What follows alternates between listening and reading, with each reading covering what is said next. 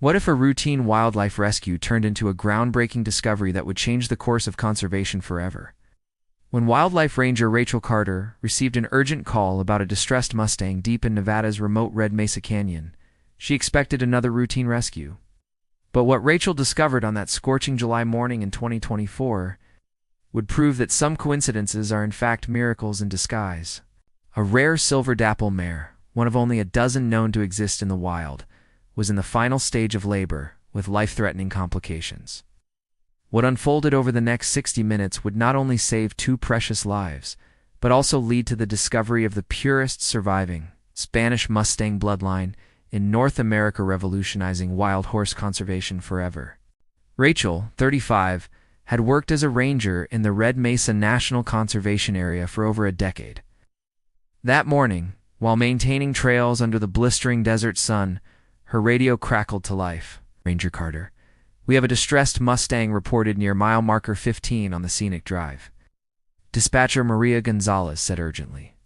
"The hiker reports the animal is in severe distress. Veterinary response is 40 minutes out your closest." Rachel immediately abandoned her work and raced to her truck. She knew an isolated Mustang usually meant tragedy, a vehicle collision, fencing entanglement, or predator attack. The sandstone cliffs loomed around her like ancient monuments as she drove, but her mind was already on the life ahead. At first, the box canyon looked empty. Then Rachel spotted fresh hoofprints. Moments later, a sound froze Hertha deep, strained cries of a horse in labor. Rounding a rock wall, she saw her, the most breathtaking wild horse Rachel had ever encountered. A silver dapple coat shimmered in the sunlight, almost otherworldly. But beauty was eclipsed by peril. The mare was in severe distress, sides heaving, body weakening. "Easy, girl," Rachel whispered softly. "I'm here to help." Instead of bolting, the exhausted mare took one hesitant step toward Rachel, as if recognizing salvation had arrived. Training kicked in. Rachel realized the foal was breech hindquarters first, a fatal position without help. Both mare and foal had less than an hour to live. She radioed for veterinary support, but knew 30 minutes was too long. With only her ranger's medical kit, she began the delicate task of repositioning the foal. Miraculously, the mare stood still, trusting Rachel's touch. After 18 tense minutes, a final contraction pushed the foal into Rachel's waiting arms. The newborn lay limp, no breath. "Come on, baby," Rachel urged desperately, clearing airways, compressing the tiny chest. "Your mama fought too hard for you to give up." After almost 2 minutes of silence, the foal suddenly gasped, coughed, and inhaled life. Its eyes opened, stunning, glowing blue-gray. Rachel felt tears blur her vision as the mare nickered softly and began cleaning her newborn. When veterinarian Dr. Jennifer Walsh arrived half an hour later, both animals were stable.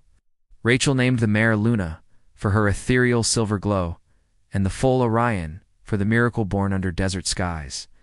Dr. Walsh examined them, astonished. "Rachel, in 20 years of working with wild horses, I've never seen coloring like this in Nevada. This is extraordinary." 3 days later, genetic testing from UC Davis stunned the conservation community. Luna and Orion carried direct genetic markers from the Spanish horses brought to North America over 400 years ago. This wasn't just a rare birth. It was the rediscovery of bloodlines thought lost forever.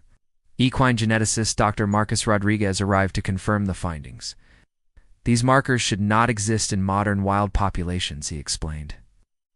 Luna represents genetic purity that could restore health to entire Mustang herds. Luna carried resistance to inherited diseases, weakening wild populations. Orion's traits, including his unusual blue-gray eyes, were linked to environmental adaptation and even enhanced night vision. Satellite tracking revealed Luna had traveled over 200 miles while pregnant, leaving her herd to reach the very canyon where Rachel was patrolling that day. Rachel called it destiny. Weeks passed.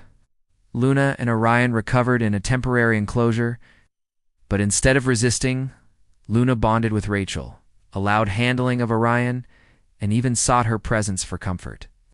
Then Luna began leading Rachel on treks into remote valleys. Each time, researchers found small bands of Mustangs carrying the same rare Spanish markers. Within 2 months, Luna had guided them to more than 40 genetically significant horses, the largest surviving population of Spanish colonial Mustangs in North America. Luna's doing her own conservation work, Rachel realized. Arguments broke out. Relocate Luna and Orion for controlled breeding, or leave them in the wild? Luna herself provided the answer. She thrived as a wild Mustang while acting as an ambassador, bridging human trust with wild freedom. 1 year after Orion's birth, the U.S. adopted the Luna Protocol, a revolutionary model keeping rare genetic animals in their natural habitats while protecting them through partnership. By then, Orion had grown into a striking yearling, intelligent and bold. Displaying leadership qualities reminiscent of his mother, Luna still roamed free in Red Mesa, greeting Rachel each morning with a soft nicker. Thanks to them, more than 200 rare bloodline Mustangs had been identified and protected. The local community thrived from ecotourism, research partnerships, and conservation education. At the first annual Luna Conservation Conference, Dr. Rodriguez declared, "Luna has taught us that conservation doesn't require captivity. When humans listen, wild animals themselves can show us how to save them." Rachel, now a conservation coordinator, reflected during a documentary interview, "Every morning, when Luna and Orion greet me in their canyon home, I know miracles are real." Luna didn't just give birth to a foal, she gave birth to a new way of thinking about conservation. The Luna Protocol has since inspired programs worldwide, from Mongolia's Persualski's horses to endangered island cattle. And in Red Mesa Canyon, where sandstone blazes red under the desert sun, Ranger Rachel Carter still marvels at the call that changed her life. A routine emergency had become the greatest wild horse conservation discovery in history, proof that sometimes the most extraordinary miracles begin with a single act of compassion.